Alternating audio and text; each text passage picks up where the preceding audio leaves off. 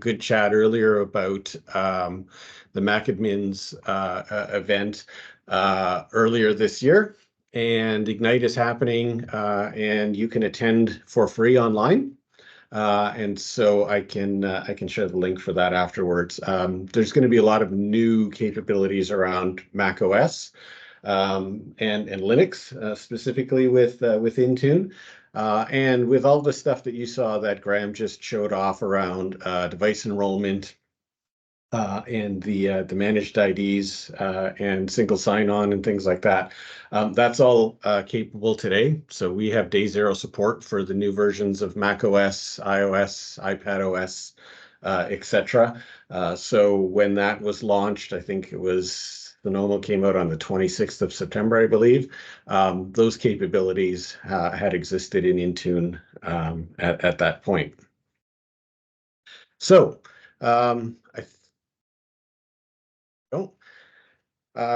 I think, I mean, a lot of us kind of know that, endpoint management has evolved. When I mentioned that I was sort of on the team that launched this, to be honest, looking back, I'm surprised we made it this long, because what we launched in 2010 was really nothing compared to what we have today. And really, we look at sort of the way we manage these devices today is very different than, even 2 or 3 years ago. The pandemic had a huge impact on that, with, the ability for individuals to work from anywhere, really. And while that's great for the end user, it sure makes things a lot more difficult for those individuals managing the device when they don't always have, access to those devices because they're off network.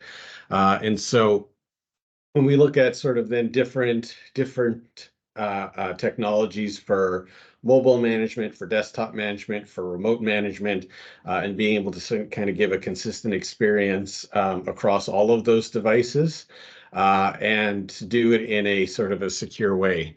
And as we kind of continue to move forward and start to continue to move more and more capabilities into the cloud, that's going to have an impact. And then we can't have a talk today about anything in tech without talking about AI. It's everywhere, including Intune, and we'll start to see more and more come into that space. You'll see a lot of stuff around Intune and AI in the coming weeks, especially around the Ignite timeframe. Because this is being recorded, I can't say much more than that without getting in trouble. But there's some really interesting things that you'll see coming shortly. And so Intune Suite is really kind of targeted at really providing some specific capabilities that we may have had in our on-prem solution, so configuration manager, and things like our certificate services and things like that, and really moving those features and those capabilities to the cloud. And with everything that we're doing now, we're really kind of doing it from a cross-platform approach. As much as I'd love everybody to run Windows on a Surface device, I know that's not the reality. And so how do we continue to build our tools to manage and maintain all of those various different services? And so something like Remote Help, if you've used Configuration Manager, there was Remote Assist in Configuration Manager. We've moved this to the cloud. I'm going to go a little bit deeper into each of those. Tunnel for mobile app management. If you're using Intune to manage your mobile fleet today, so your iPhones and your iPads and so forth. From an enrolled device perspective, we always had this capability to use, we call it their tunnel for MDM, to provide either always on or just-in-time VPN access or availability for specific applications for devices that were enrolled in Intune. This now allows us to provide that same capability for BYOD devices, so devices that aren't enrolled in Intune. So the user gets an email in Outlook. It has a link to an internal resource within your organization. They click on that link. It's going to open up the Edge browser, and from there in the background, it's going to set up a VPN connection and allow the user to access that internal resource over VPN without having to really kind of do anything out of the ordinary. And like I said, we're extending that to BYOD devices. Endpoint privilege management. I'm not going to touch too much on this because it's something that we don't have available for macOS today. Really, it's just in time, just enough access to provide, an end user the ability to run as a localized or local admin to be able to do specific activities. But what we will talk about a little bit more is advanced endpoint analytics. There'll be a lot more coming with that when we see the announcements at Ignite around Intune and AI. And then two other capabilities that are just about to come into preview, one being advanced app management, and that is something that is applicable to macOS devices, and cloud-based certificate management, PKI in the cloud, basically, to provide certificates to any of the devices that you have managed with Intune, whether it's macOS, iOS, iPadOS, etc. So remote help is probably the one feature that our customers have been asking for forever. For a number of years, we would recommend they go and talk to the fine folks at TeamViewer, and we finally have built a solution that works for Windows, Android, and Mac OS. I think it's in preview now. It'll be out by the end of the year. And what remote help essentially is it's a method for a help desk operator to get remote access to an end user's device. It's managed in a very secure manner in that we have role-based access control, so only specific users within your IT department will have access to initiate those types of connections. And even with that, we can also then sort of divide up what level of permission they have to that device, whether it's a view-only session, full control, or even the ability to elevate permissions. What we see there too is the integration with the user and the help desk operator's Active Directory profile. So as a person making the request, the help desk operator can identify who it is within the organization, and the person making the request can also then verify that the help desk operator is somebody within their organization as well. That help desk operator will get a list of any compliance issues with that particular device. So, users calling in, they can't access Office 365 for a reason. You have a compliance profile that says, hey, File Vault needs to be enabled and somehow it's become disabled. When that help desk operator connects the device, they'll see any sort of compliance issues that device has, because a lot of times that is sort of what we see as the main challenge, right? Somebody's done something on the device, either accidentally, maybe there's some malicious activity happening on that device, and we've got the ability to present that to really kind of help with the troubleshooting. All this ties into ServiceNow. The interface between the user and the help desk operator. There's a chat window. They can draw on the screen so that I think we've all done it. Tech support where like click on the icon in the top left, and they're hovering the mouse in the top right. You kind of go and circle that icon, and they'll be able to kind of see in the screen viewer that where they should go and what they should be clicking on.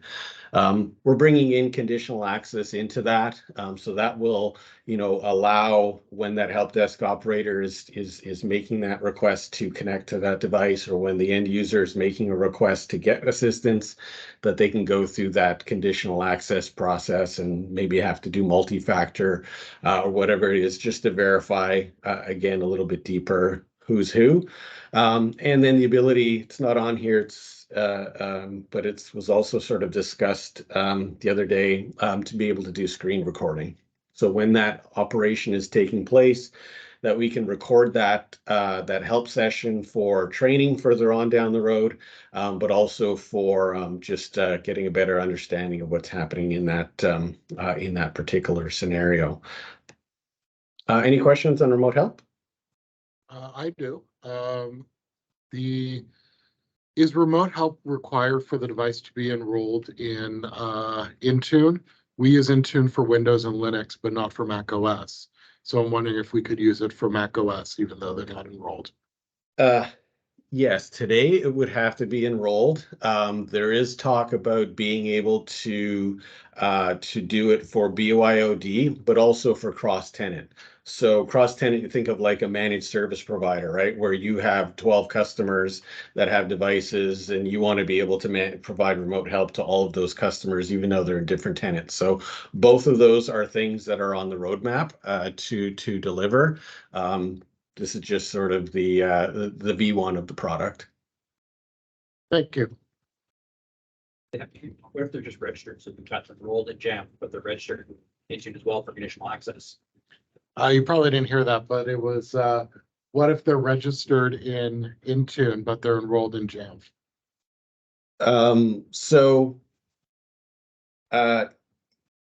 Jamf can be integrated with Intune and provide that compliance information back. But in order today, again, to use remote help, the device would still need to be enrolled in Intune as well.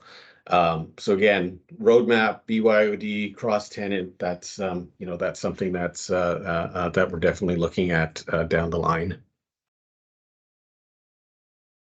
So like I said, I'm not going to talk about endpoint privilege management too much because it is a Windows feature.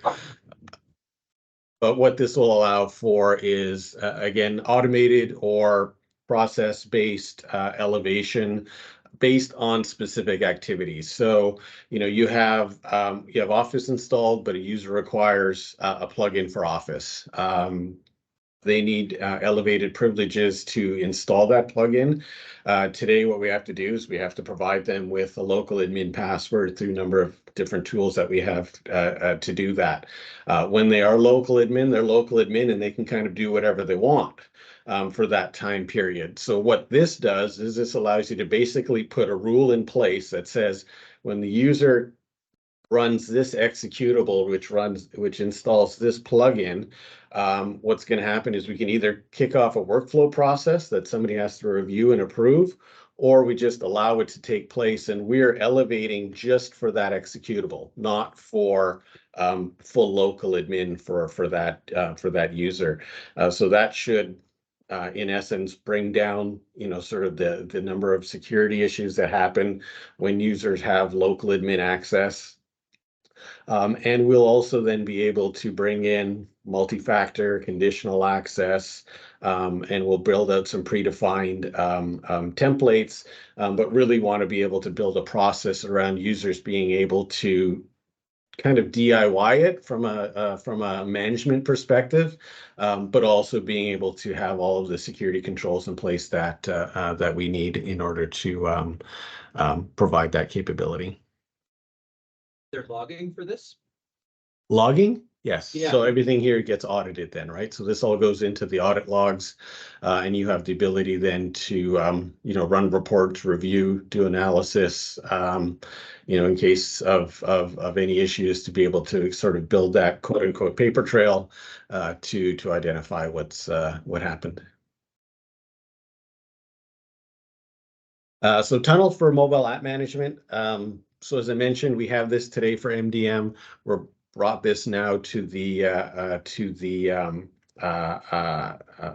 BYOD type devices, where we can have either device or application specific VPN that auto launches. So the user doesn't have to initiate anything. They don't need to click on anything or go into any other part of the control settings of the device. The user clicks, like I said, they click on a link in Outlook. Maybe it's taking you to an internal website. Maybe it's taking you to SharePoint or some other service, and you want that to go through your VPN. that will allow the VPN connection to be established and provide that access to those resources. And again, we're just bringing this to BYOD devices through the mobile application management capabilities of the Office applications, but also a number of other third-party applications that support MAM.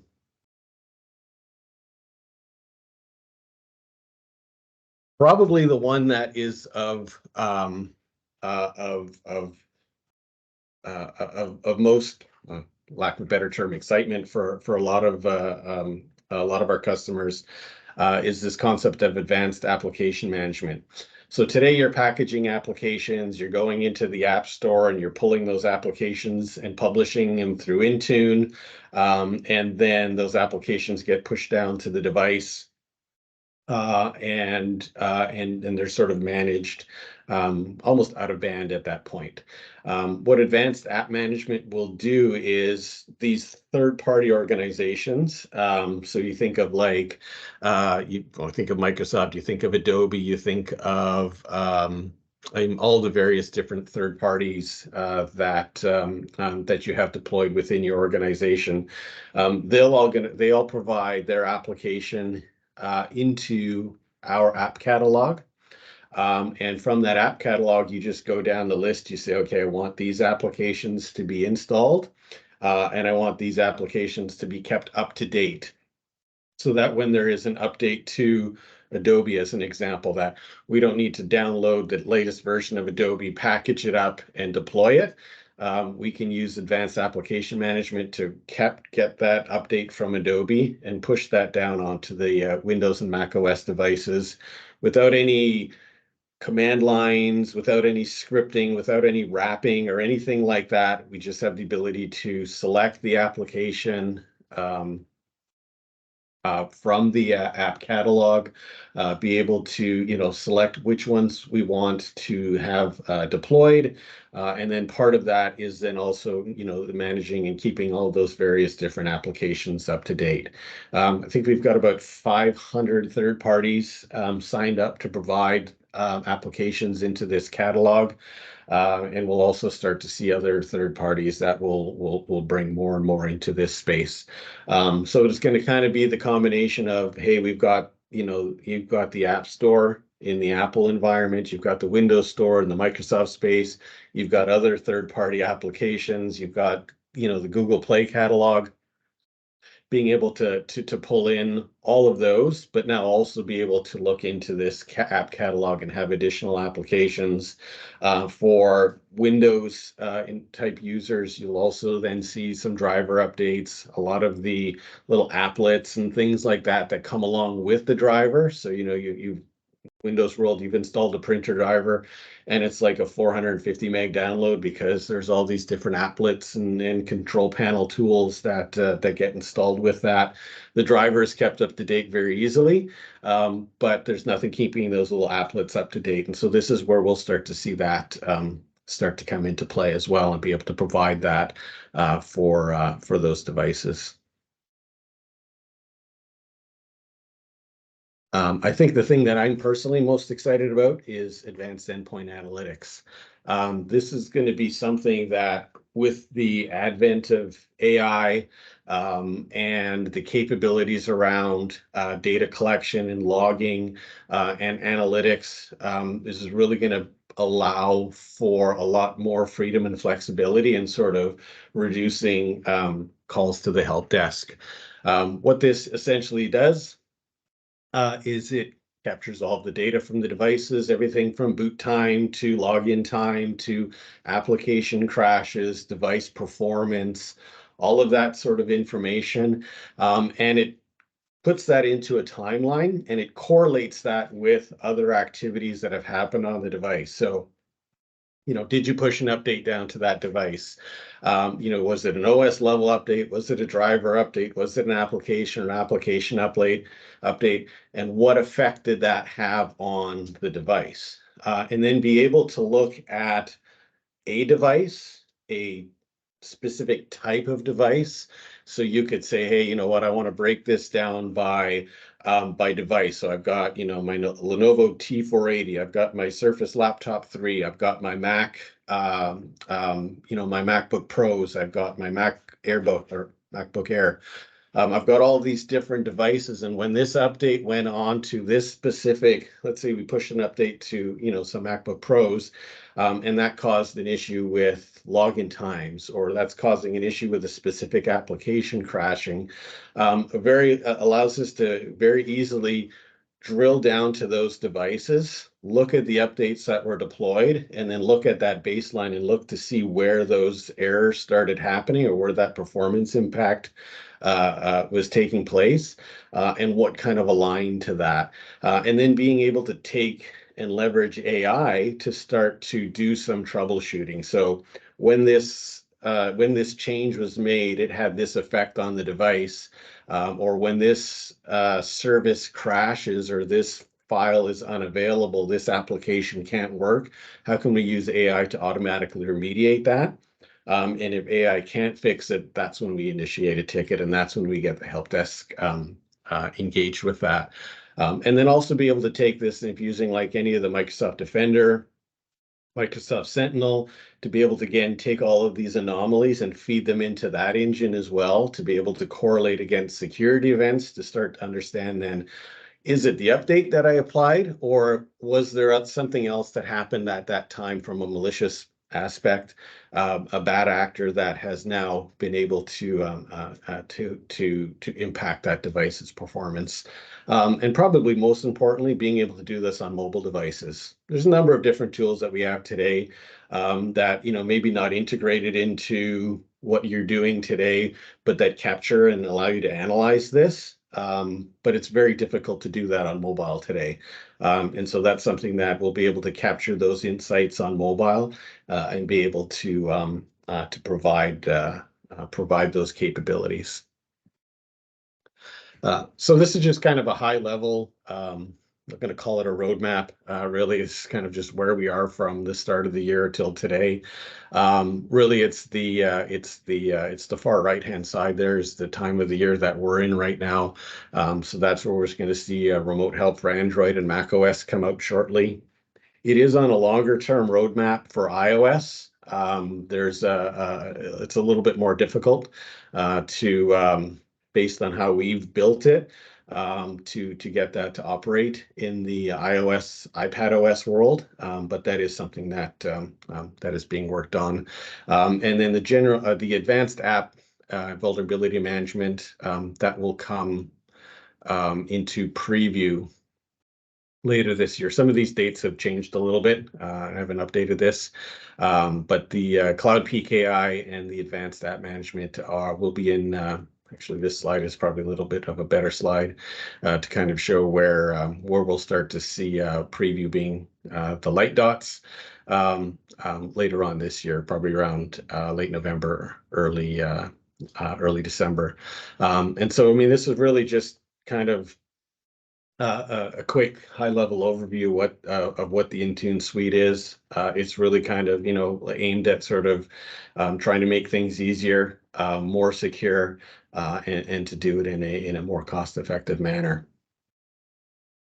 I can send these out afterwards. There are some links here on the suite and licensing and the blog where you'll catch up on all of the various different announcements and so forth. Awesome. Thank you. Any questions on this? Is Intune Suite a separate price from Intune? Yes. So it's let's see if I have a slide on here that. It's all officially called Intune again? Yeah. Yeah. Yeah. So we kind of bounced around with various different names there, and finally resettled on Intune and Configuration Manager. At the end of the day, we dropped the system center piece of Configuration Manager. So Intune Plan 1 is the Intune that you know today. That's included in a number of different bundles, and you can buy it on its own. Comes in EMS E3, comes in Microsoft 365.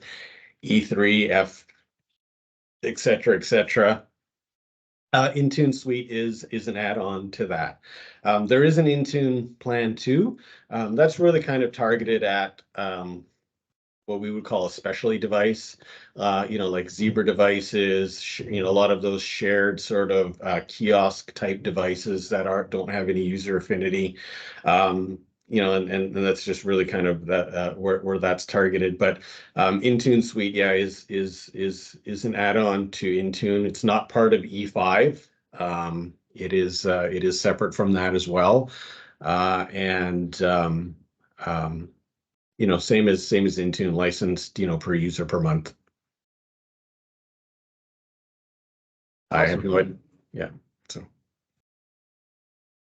Any other question? Wicked. Oh, one in the back.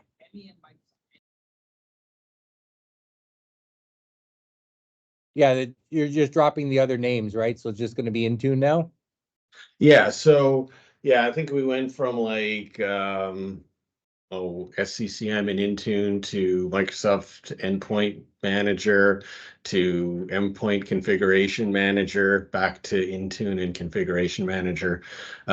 Essentially, they can be integrated together and run, run in a co-managed state, or you can run Intune directly for devices. There's a number of different sort of deployment options, but from a naming perspective, yes, it's Intune. Awesome. Awesome. All right. Thank you very much.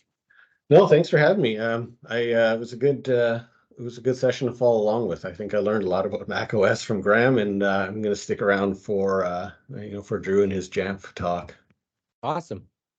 Okay, so we have one more presentation. Like I said, lots of new stuff today. It's Sonoma is new, the Intune stuff is new, Jamf is new, so all kinds of new stuff. So I'm gonna hand it right over to Drew, and he can share his screen, and we'll get right into the next topic.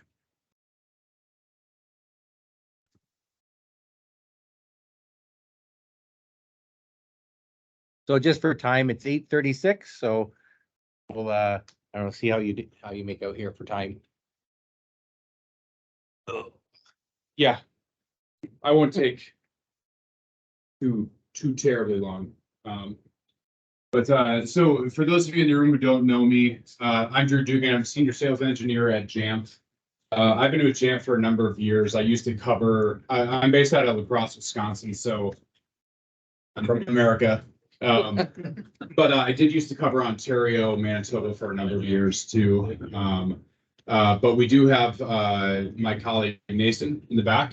He is Toronto based, so we do have a local Jamf here in the area, so that's good. I am going to be here. I do want to take some time just to do a recap of what we talked about a month ago at JNUC. In the room, I know there are several Jamf customers and people that I am familiar with. How many Jamf customers are at least familiar with Jamf? Cool. How many of you, did anybody actually go down to Austin for JNUC or virtually attend? At least watch the keynote? Cool. Since we've been doing virtual since 2020, we at least have our keynote, which we kind of do what we're going to do over the next year, new features, that sort of thing. We make the keynote available for free to all of our customers. If you wanted to watch the full keynote, you can go and watch that for free virtually. All the sessions and everything, like the Penn Stat MacAdmin Meetup or the Penn Stat MacAdmin Conference, pretty sure those are all of their sessions are online right now. Mm-hmm. Highly, highly recommended. A ton of great sessions on there. I've watched a bunch of those. About mid to late November, all of our sessions from JNUC will be posted on our YouTube channel.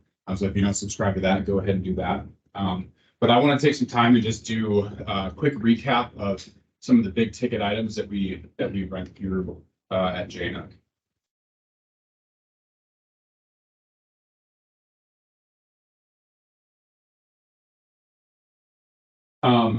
The first big one is we're doing a big update with Jamf Pro 11. So we're doing a big update for our user interface. There's a lot of under the hood stuff for ease of use and accessibility. This is going to be coming out here pretty soon. If you should have gotten update or emails about updates if you are a Jamf Cloud customer. I know some aren't on Jamf Cloud, but you at least got the releases this morning. Yeah, we usually send those out on Tuesday, so I think it's next, correct me if I'm wrong, keep me honest, maybe next weekend is kind of when, or late next week is when those updates will start happening for cloud customers. Some new sidebar stuff. Has anybody participated in the beta for Jamf Pro 11? Okay. The big thing is that it's white background. The number one feature request that we have is to support dark mode. That will be coming. That's being worked on right now. So new admin feel. But we also have a bunch of new features that are getting built into this, specifically building off what Graham was talking about. Software update support using declarative device management. The main predicate for that is that it will be for Apple's fall releases for the OSs. So this is going to be for the Jamf Cloud customers, just because this uses the declarative service in Jamf Cloud. So that might be something for you, Scott. But this has been something that we're really excited about because, like we talked, or like you all know about, software updates has been a major pain point for a number of years for a number of reasons. Our side, Apple side, whether it's operating system, the different services that you have, what processors you're running, there's a number of reasons, but we're super excited about the declarative device management stuff and what's coming with Jamf Pro 11. So if you aren't updating to Jamf Pro 11, or if you aren't planning, specifically if you're on a Jamf Premium Cloud option, or is anybody here on Jamf Premium Cloud? It doesn't matter. I'll skip it. But the big thing here is the spot item. IT admins, you guys are going to be able to schedule the updates. So kind of like what Graham had gone through, you're going to be able to kind of schedule those deadlines and schedule, especially like deferrals. You're going to be able to schedule the number of times users can defer the updates before it's going to get enforced. Account-driven device enrollment, we're super excited about that. One of the big things that we've been asked for or been asked about for a number of years is BYO on Mac. It's kind of a niche use case, but a lot of people have asked for it. I won't go into detail about the tech side of it, just because Graham did a great job talking about it. But one of the use cases that I think about for this one is think about like a user is on the road doing something and their Mac goes kaput and they have to go to a retail store and buy a Mac. They can go through the setup assistant process, go into system settings, and they can just go in and enroll the device, and it's fully institutionally owned, as opposed to having to go through the process of going to an enrollment URL. It also takes place, it's way more secure to do it this way, as opposed to previously having to go to like an enrollment URL, just because this method is way more secure than the other method. This does require managed Apple IDs, so that's another justification for managed Apple IDs. It does take some work, a little bit of work for organizations to be ready for managed Apple IDs, but this is a really big benefit for it. JCDS, we've had JCDS for a long time, or since we had a cloud solution. There have been a number of asks that we've had over the years, basically since we came out with it, that we're finally able to support with this redesign. There are some kind of technical limitations for the original design of it. But you probably likely ran into issues with uploading large packages. That's been resolved. More feedback, more verbose feedback for when you're uploading packages, but this is a big one. The programmatic access via the API, that's a really big one. So you're going to be able to not just upload packages through the interface. So the cool thing with that one is there's already some third-party open source tools that are working on stuff like Auto Package and Jamf CPR that are working to support that.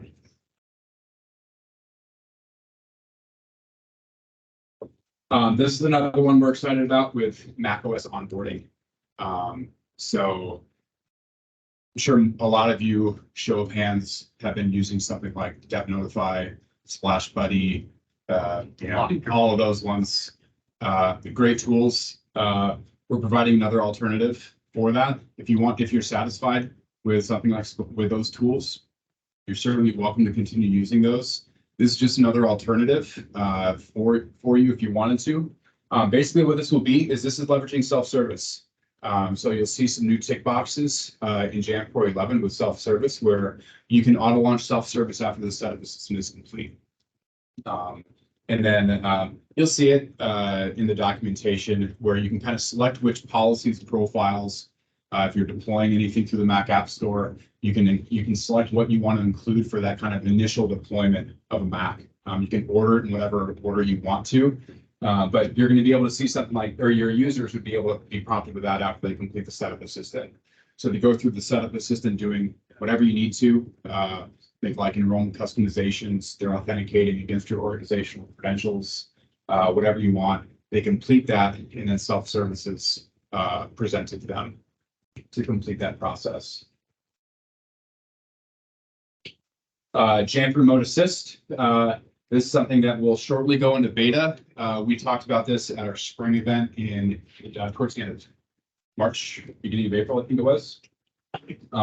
Where through the Jamf Pro web console, you'll be able to remotely support your Mac users. Is this replacing the TV integration? That would still be an option. Okay.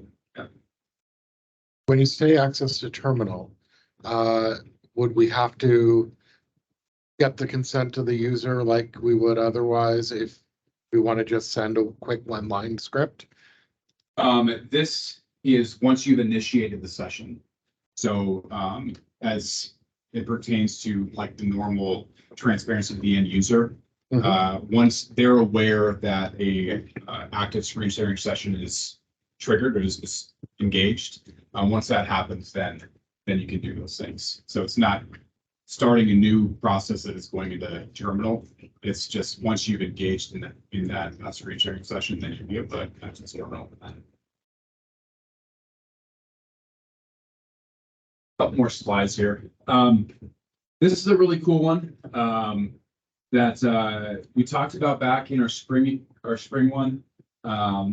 And we talked about again in this one, because this is really talking about the art of the possible, about what you can do, especially with Apple Watch, with employee badging. Like in our Jamf offices, if you walk into a Jamf office, we don't have physical badges anymore.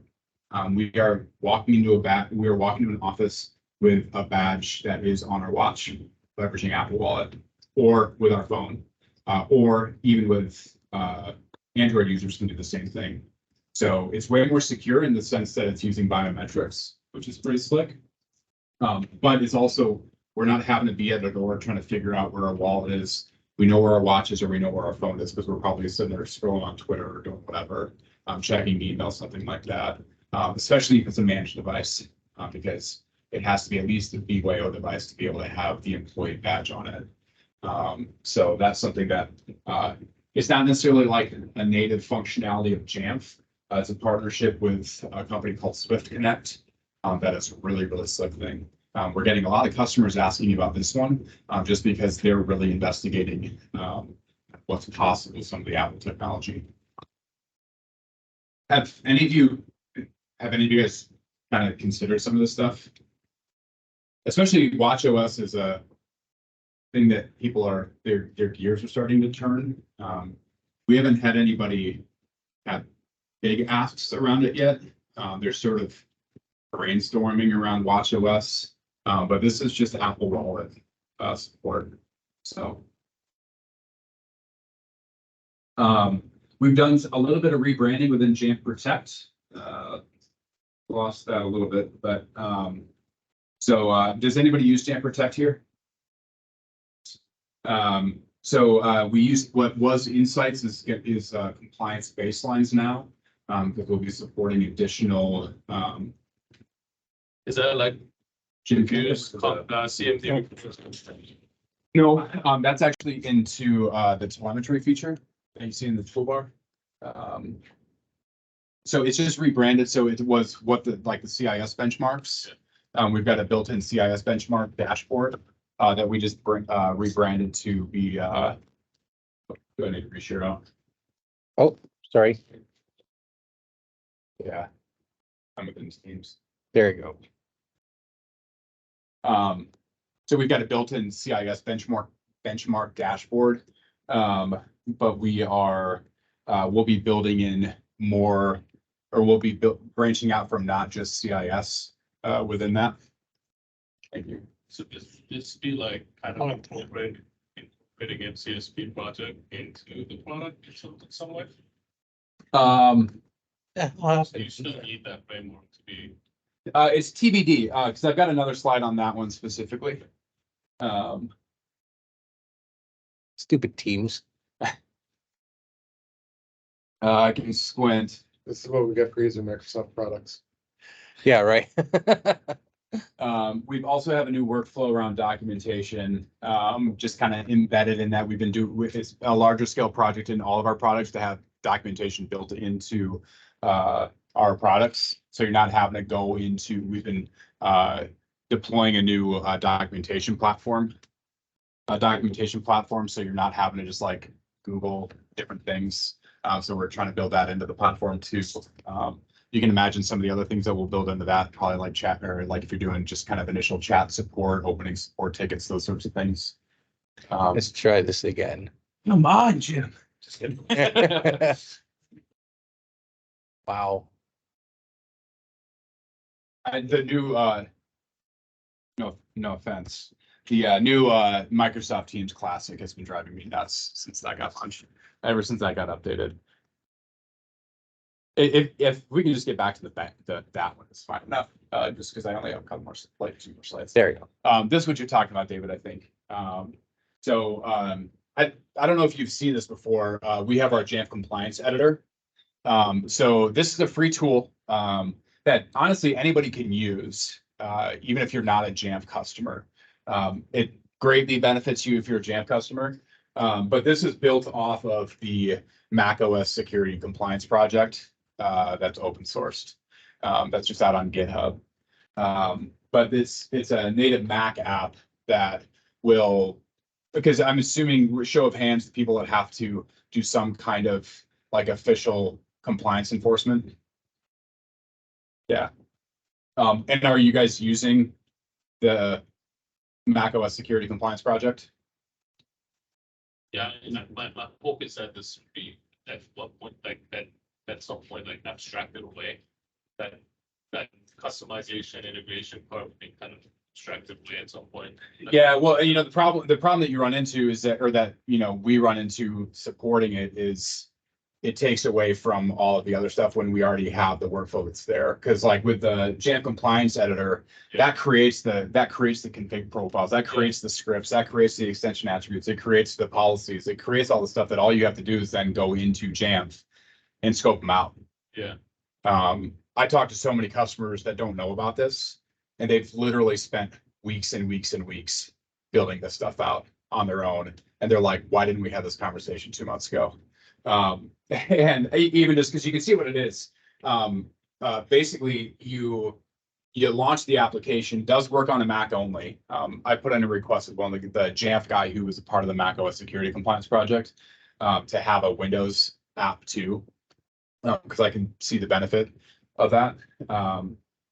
But you select which compliance list you need to enforce. Additionally, what version of macOS you want to have support for. I mean, they had Sonoma support pretty much the day Sonoma came out, maybe even before. It was insane how fast they had it out.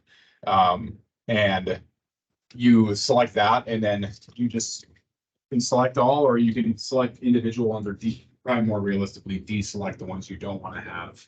And then down at the bottom here, there's just a Jamf Pro upload. That's all it is. And it just uploads it to Jamf. Then you just have to go in there and scope them out to whoever needs them. They also download locally if you're not a Jamf Pro customer. They do download locally. You know, it kind of goes down to the Jamf state or the Jamf mission statement of I'm ad-libbing it, but we want to make it easier for Mac admins, for Apple admins. Where's it live, Drew? It is, you can just, it is in our, you can go to trusted.jamf.com. And you can do that. I didn't put a hot link in there, but if you just Google Jamf Compliance Editor, there's a link at the bottom of the page to the tar.gz file. Are you a Jamf School customer? No. If you, we did a update to Jamf Teacher, which is a really cool app. If you know anybody in the education space, or if there's anybody else in the community, Jamf Teacher is a really cool app for Jamf School, but since that doesn't really apply. Similarly, Jamf School, initially Jamf School did not support app installers. That's in there. And just in case you didn't see it, a couple releases ago, app installers is supported via self-service distribution too, in case you haven't seen that before. The last slide is at the end of the conference, we also announced next year, the beginning of October, will be in Nashville. So if you're putting in budget requests and you have appetite and desire to go, you know, among the other great conferences that are out there, J9 is there. If you've noticed in the past, we usually do kind of a staged. We'll announce that registration is open or when it will open, and then the earlier we'll have kind of the first wave where it's cheaper, and then at a certain date it kind of goes up, and then it goes up again. We kind of have some staged registration costs. So if you want to get in, do it fast or do it earlier. Otherwise, the full price is out sometime after, like maybe July, sometime like that. But it'll be in Nashville. So that's all I had. Perfect. I appreciate you guys staying a little later, letting me run through that.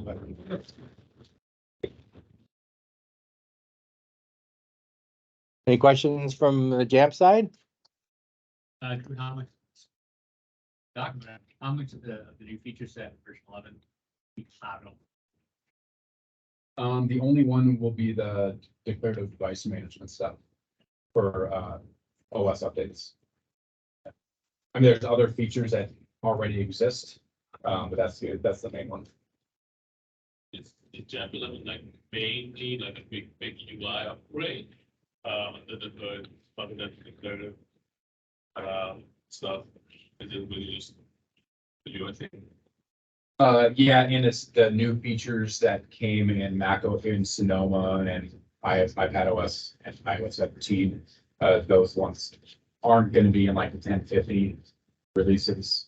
If you'd been a user of like when we released version 10, we kind of we forked version 9 and version 10. We kept doing version 9 for a long time and then eventually kind of retired it. We're not doing that with version 10. It'll be just, yeah. So pretty much all the new stuff that Apple released that is dependent on new operating system, it's going to be new stuff in this version 11. So super quick, just two little slides, MacAdmins kit. We have a whole pile of links in here. If you're ever interested in this information, just reach out on Slack. Again, if you want to reach out to me, I can provide you this. Sorry? Awesome. There you go. It's pinned in the channel. And then the same thing with the books and tools, that's all pinned in the channel as well. So just a reminder, thank you, that it's all pinned in there. And I think we were talking about our next potential meetup in January. Team, is that right? Yeah. January. I don't think we've come up with a location. TBD. Any ideas? Yeah, we're always looking for ideas of what you'd like to hear. So if there's anything hey, let's get some more information on blah, blah, blah. Send us to one of us a message and let us know what you'd like to hear on. Today, this one again, there was a lot of new stuff that came out in the last couple of months, so and that's what we kind of focused on. But come January, if there's anything you want to hear, let us know.